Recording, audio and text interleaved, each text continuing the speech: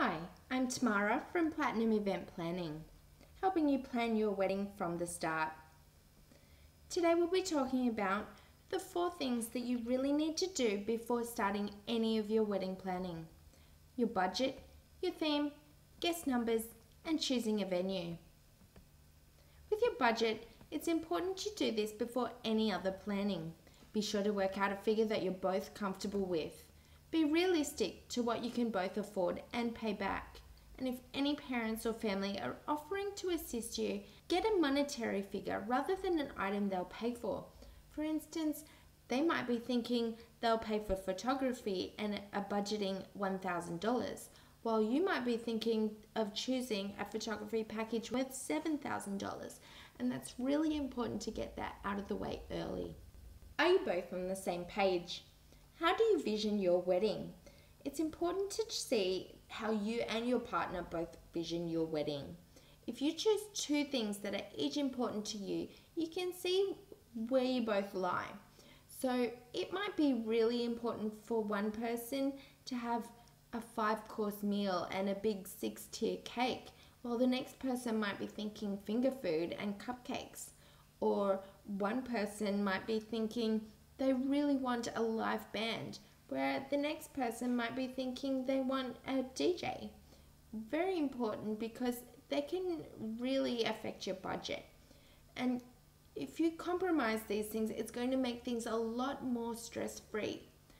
Remember, this isn't all about you, it's about your partner as well, even though sometimes we like to think otherwise.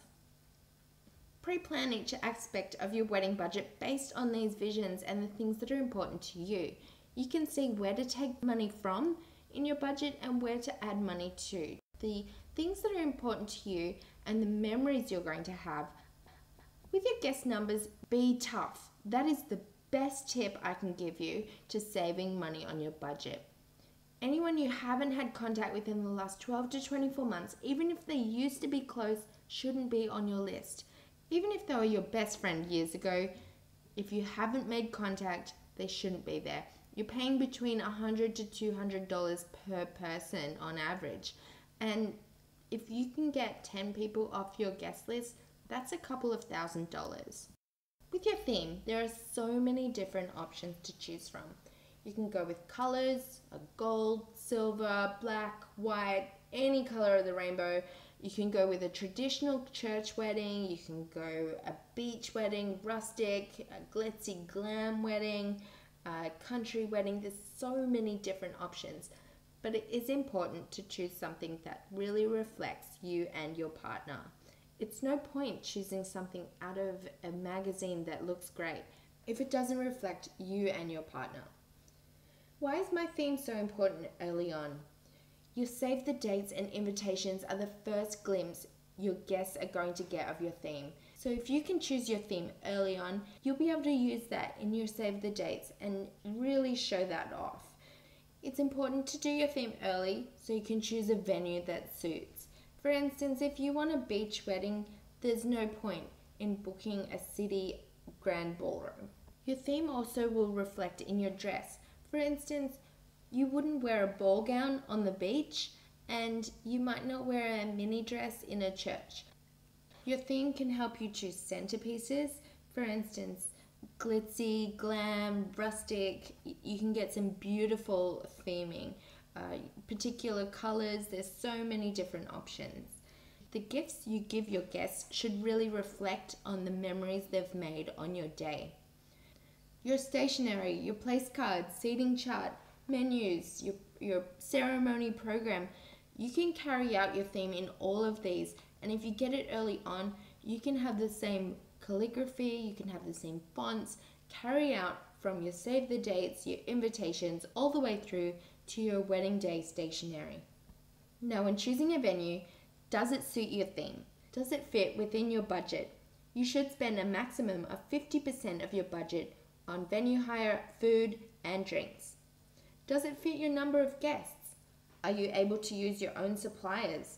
A lot of venues have their own specific favored suppliers, but they might not fit your budget, your style. It's important to be able to use your own suppliers. What are their deposit requirements? When are they due? What's the refund policy? When are the final payments due? What is the wet weather backup? This is so important if you have an outdoor ceremony and or reception. And you have to love it. You have to be able to make it work for your day in the event that you do have wet weather. You need to be able to fit everybody. There needs to be space for your guests, for the photographer to be able to take photos. Are the packages flexible? If there's something on the package that you don't like, what can be changed? Can you do a bar tab instead of a beverage package? If you've got a lot of non-drinkers, a bar tab might be a better option for you. The same as if you have a small wedding, a bar tab might be a better option. In the next episode, we'll be helping you choose a photographer, choose a celebrant, and our opinions on having a videographer. In future episodes, we'll also be talking about invitations, theming, choosing a wedding dress, and important tips for on your wedding day. Be sure to like our Facebook page and click Get Notifications to get more tips to planning your wedding. And sign up to the newsletter on our website. You'll get a free ebook on planning your wedding, as well as insider tips that will be sent straight to your inbox once or twice a week. I hope you found this useful, and we hope to see you again soon. Thanks.